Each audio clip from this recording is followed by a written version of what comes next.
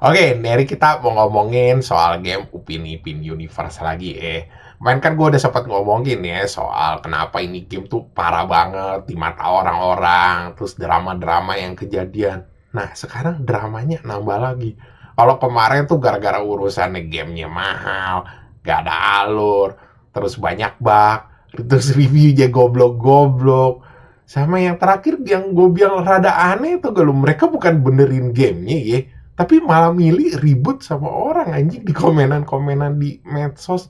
Nah, yang paling baru si Winda komplain kemarin ini kan dia streamingin tuh live stream gamenya buat kayak support juga. Tapi ternyata dia kena copyright lah. Habis itu dia ngoceh-ngoceh gitu gimana katanya game yang mau berkembang kalau dia tuh juga nggak support streamer-streamer. Dan akhirnya streamer-streamer lain juga buka suara kalau mereka tuh kena copyright juga dari mereka. Tapi kocaknya lagi lu tau gak apa? Jadi kan mereka nge-copyrightin nih video-video streamer-streamer tuh. Ya tapi mereka pakai klipnya anjing buat ngiklanin ini game kan benar-benar gila. Dan akhirnya gara-gara itu ya banyak orang-orang tuh ya komenan-komenan tuh pada ngeroyok gitu loh. Gimana ini katanya lu streamer-streamer promosiin game lu malah lu kenain copyright. Habis itu mereka ngomong katanya apa lu sebutuh duit gitu tuh sampai nge-copyrightin streamer-streamer. Dan sejauh ini sih sampai sekarang developernya belum kasih tanggapan sama sekali ya statement tentang ini masalah bakal copyrightnya dicabut atau bagaimana masih nggak jelas. Dan itu tuh akhirnya makin banyak orang yang benci sama ini game tuh kalau di Indo.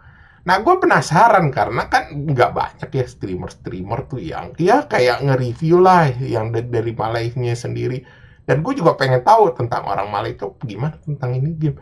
Jadi gue buka loyat, gue ngumpul-ngumpul, itu banyak banget tadi orang Malaysia yang benci sama ini game. Di situ ada satu orang yang malahan tuh yang ngebocorin. Jadi itu streamer-streamer ngetop di Malaysia tuh dipanggil sebelum ini game rilis. Jadi mereka kayak di briefing begitu ya. Ya gua nggak tahu mungkin dikasih ini game gratis atau dikasih imbalan-imbalan. Tapi mereka disuruh tanda tangan kalau mereka tuh nggak bakalan kasih review yang jelek-jelek atau mendiskreditkan ini game. Kalau misalnya mereka ngelakuin hal itu, mereka bakalan siap buat dituntut. Dan akhirnya banyak streamer-streamer tuh yang nggak setuju dan akhirnya mereka balik gitu loh. Jadi nggak ngikut sama sekali. Ya mungkin ada yang review bagus, di sono juga ada yang nge-review jelek sih gue lihat-lihat ya. Tapi kebanyakan kalau yang rame-rame di sono, mereka pilih nggak nge-review ini game. Ya mungkin mereka juga takut kali, ya awalnya aja udah dikasih kayak ancaman gitu. Daripada urusannya runyam, ya udah mereka milih nggak review sama sekali.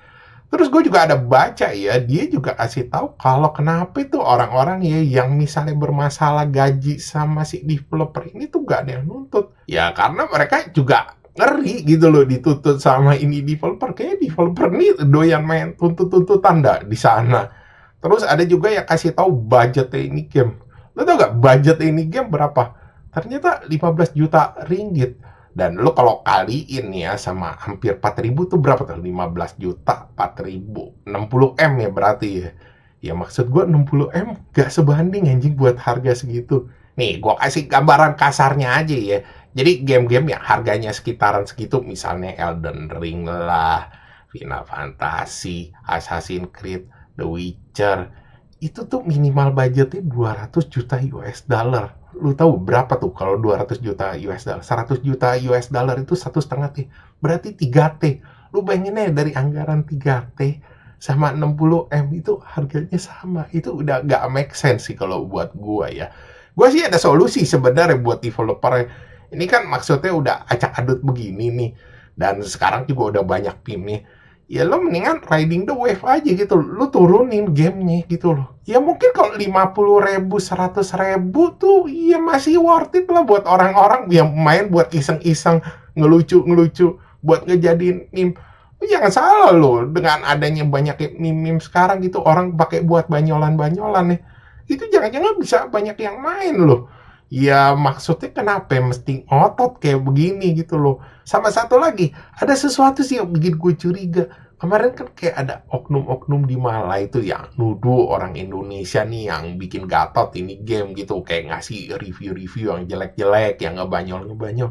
gue rasa jangan-jangan bukan orang Malaysia nih, Tai. Apalagi gue lihat aja banyak orang Malaysia kan yang nggak demen juga. Ya jangan nih, gue nggak mau sebut lah, ntar gue dituntut lagi. Tapi lu udah tau lah yang gue maksud siapa. Oke, sekian gitu aja bahasan dari gue. Thanks for watching. Jangan lupa like, subscribe. Thank you.